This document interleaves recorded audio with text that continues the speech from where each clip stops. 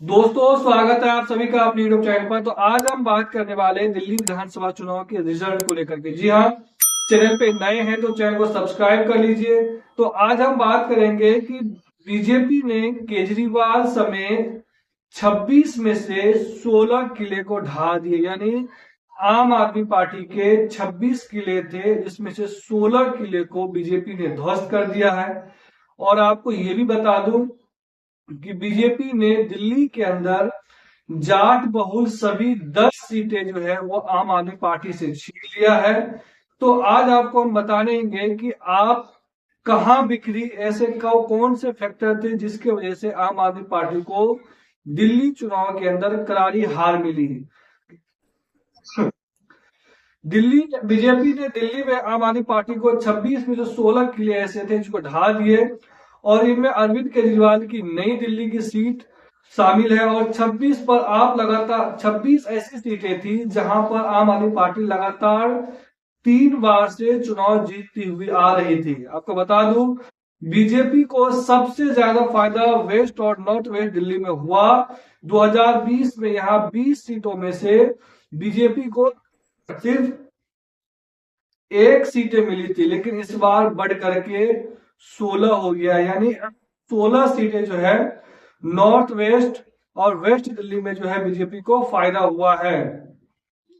इन इलाकों में पंजाबी, पूर्वांचली और दलित वोटर सबसे ज्यादा है। इसके अलावा दिल्ली के सभी 10 जाट बहुल सीटें भी बीजेपी ने जीत लिया है। आपको आंकड़े बता दूं तो दिल्ली की जो जाट बहुल सीटें थी जहां पर पहले आम आदमी पार्टी के थे, इसमें पहला है नरेला। 2020 में यहां से आम आदमी पार्टी ने जीत दर्ज किया था और वहां से शरद कुमार विधायक बने थे। लेकिन अब यहां पर बीजेपी के विधायक राजकरण खत्री बन चुके हैं।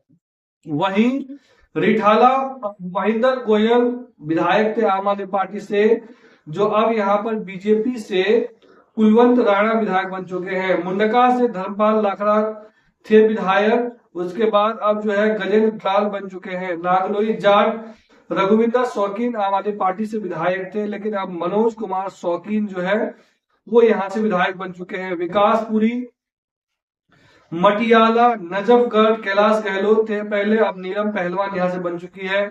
बिजवासन भूपेंद्र सिंह जून थे, अब कैलाश गहलोत यहां से बीजेपी के टिकट पर विधायक बन चुके हैं। उसके बाद पालम भावना गौर अब विधायक थी, अब विधायक जो है वो कुलदीप सोलंकी बन चुके हैं। महरौली में भी नरेश यादव विधायक थे, अब जो है गजेंद्र सिंह यादव जो है यहां से विधायक बन चुके हैं। 2025 के विधानसभा चुनाव में सबसे ज्यादा जो अगर बीजेपी को फायदा हुआ है तो वो है वेस्ट और नॉर्थ वेस्ट दिल्ली में, जहां पर 20 सीटें आती है और 20 में से सिर्फ एक सीटें बीजेपी के पास थी, जो इस बार जो है 16 सीटों पर पहुंच चुके हैं। नॉर्थ ईस्ट दिल्ली में कुल 10 सीटें आती है। 2020 में बीजेपी के पास 3 सीटें थी, आम आदमी पार्टी के पास 2 सीटें थे। अब इस बार गेन हुआ है 2 सीटों का। चांदनी चौक में भी 10 विधानसभा सीटें आती है। 2025 में बीजेपी के पास 6 विधानसभा सीटें यहां से जीत चुकी है, यानी फायदा हो चुका है। वहीं नॉर्थ वेस्ट दिल्ली में 10 विधानसभा सीटें आती। 2020 में बीजेपी के पास 1 सीटें थी।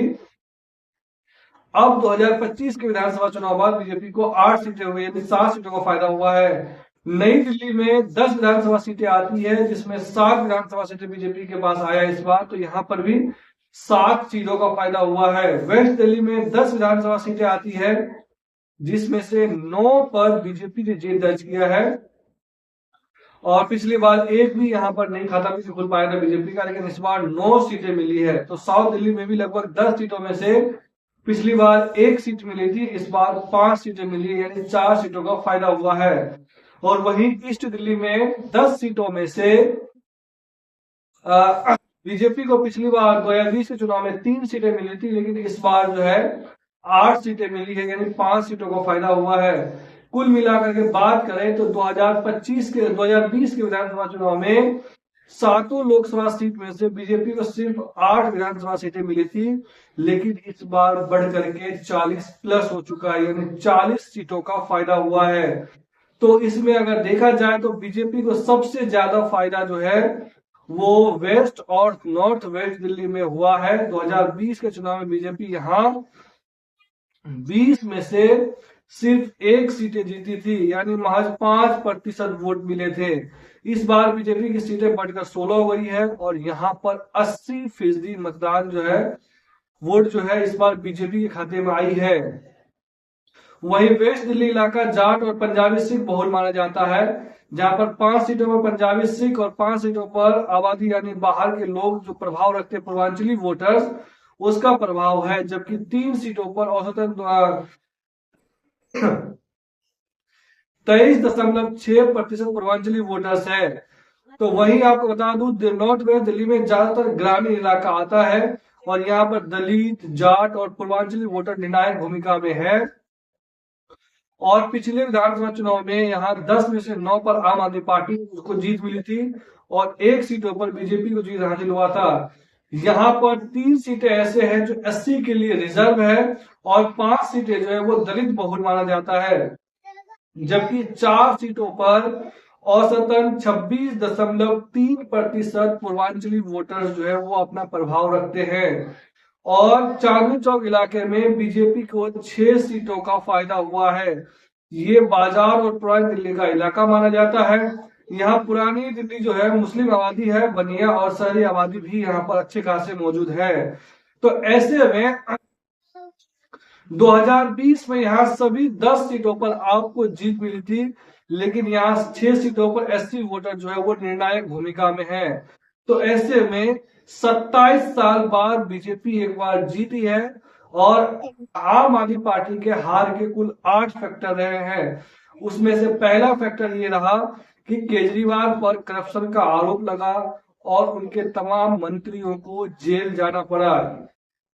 सबसे बड़ा घोटाला उसका जो रहा है वो शराब घोटाला रहा है, जिसकी वजह से उसके मंत्री सत्येंद्र जैन, मनीष सिसोदिया, खुद केजरीवाल, उसके बाद संजय सिंह जो उसके राज्यसभा सांसद है, इन सभी को जेल जाना पड़ा। उसके बाद आपको बता दूं, दूसरा ये फैक्टर रहा कि आप और केजरीवाल के खिलाफ 10 साल की लगातार एंटी इनकम्बेंसी तो थी ही, उसके साथ साथ आम आदमी पार्टी को एमसीडी चुनाव जीतना भी उनके लिए काफी बुरा रहा, क्योंकि एमसीडी का भी जो एंटी इनकम्बेंसी था वो भी सरकार के ऊपर लागू हो गई। लोगों को खराब पानी और साफ सफाई का मामला, ये तमाम चीज लोगों के दिमाग में था। इस वजह से इस बार दिल्ली के अंदर लोग बदलाव चाह रहे थे। तीसरा फैक्टर ये रहा कि टीम बीजेपी ने शीश महल और यमुना को मुद्दा बनाया और नैरेटिव में इस नैरेटिव में आम आदमी पार्टी जो लगातार पिछड़ती गई। हालांकि 2020 के चुनाव में जब ऐलान हो रहा था तो उस वक्त अरविंद केजरीवाल ने दावा किया था कि वो यमुना की सफाई करेंगे, लेकिन वो सफाई नहीं कर पाए। ऊपर से उन्होंने शीश महल बनाकर मुद्दा जो है वो बीजेपी ने नैरेटिव सेट किया और इस मुद्दे पर आम आदमी पार्टी जो है वो पिछड़ती गई, यानी बैकफुट पर चले गए। तीसरा पॉइंट ये रहा 3M यानी महिला मुस्लिम मिडिल क्लास का असर। सीएसडीएस के मुताबिक महिला वोटर ने पिछले चुनाव में 60% आम आदमी पार्टी को वोट किया था और 35% महिला जो है वो बीजेपी को वोट किया था। लेकिन इस बार बिल्कुल उल्टा हो गया। इस बार जो है 60% से ज्यादा महिलाओं ने जो है वो बीजेपी को वोट कर दिया और जो कैश स्कीम था वो भी आम आदमी पार्टी का काम नहीं आया। हालांकि बीजेपी ने भी वादा किया, कांग्रेस ने भी वादा किया था और आम आदमी पार्टी ने भी वादा किया था। वही मुस्लिम वोटर ने भी लगभग 2011 के हिसाब से 80% वो 83% मुसलमानों ने आम आदमी पार्टी को वोट किया था। 13% मुसलमानों ने कांग्रेस पार्टी को वोट किया था। और CA/NRC के हिसाब पर कुछ नहीं बोलने के बावजूद इस बार जो है आम आदमी पार्टी को मुस्लिमों ने भर भर के समर्थन दिया। वही मिडिल क्लास की बात करें तो 45% के करीब है। नेशनल लेवल की मिडिल क्लास की बात करें जो सब बीजेपी को सपोर्ट करते हैं। CSDS के मुताबिक 2020 में 53% मिडिल क्लास जो है वो आपको सपोर्ट किया था, यानी 2020 के चुनाव में 53% जो मिडिल क्लास के लोग हैं उन्होंने आम आदमी पार्टी को वोट किया था, जबकि 39% बीजेपी को वोट किया था। लेकिन इस बार टैक्स फ्री करने की वजह से जो है जो दिल्ली चुनाव से ठीक पहले देश के अंदर केंद्रीय बजट लाया गया, उसमें मिडिल क्लास को काफी छूट दिया गया था। जिसकी वजह से मिडिल क्लास को जो है फायदा हुआ और उसका सपोर्ट जो है इस बार बीजेपी की तरफ ज्यादा हो गया और इस यही जो है आम आदमी पार्टी के लिए थोड़ा कमजोर कड़ी साबित हुआ। पांचवा ये था बीजेपी और संघ का माइक्रो मैनेजमेंट और दलित वोटरों को साधा, जिसकी वजह से दलित वोटर भी इस बार बीजेपी के खाते में चली गई। छठा पॉइंट ये रहा कि बीजेपी को मिला स्विंग वोटर का सपोर्ट। जो स्विंग वोटर होते हैं, जो अंतिम समय में तय करते हैं किसे वोट देना चाहिए, वो भी हालांकि आपका एक समय में वो आपको वोट कर देते, लेकिन इस बार जो है वो बीजेपी को वोट किया है। सातवां ये रहा कि केजरीवाल वर्सेस कौन, जवाब मिला मोदी। यानी इस बार केजरीवाल के सामने खुद मोदी खड़े हो गए कि इस बार फेस हम हैं दिल्ली के अंदर, और उसी के चेहरे पर चुनाव लड़ा गया।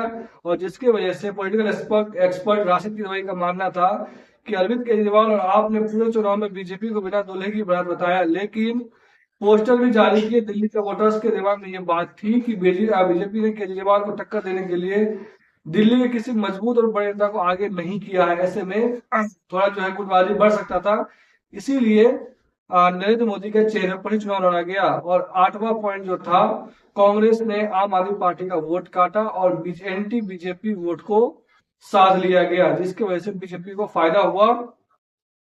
और इस वजह से बीजेपी जो है 20 सालों बाद जो है एक बार फिर से सत्ता में 25-26 सालों बाद जो है वो सत्ता में वापसी किया है।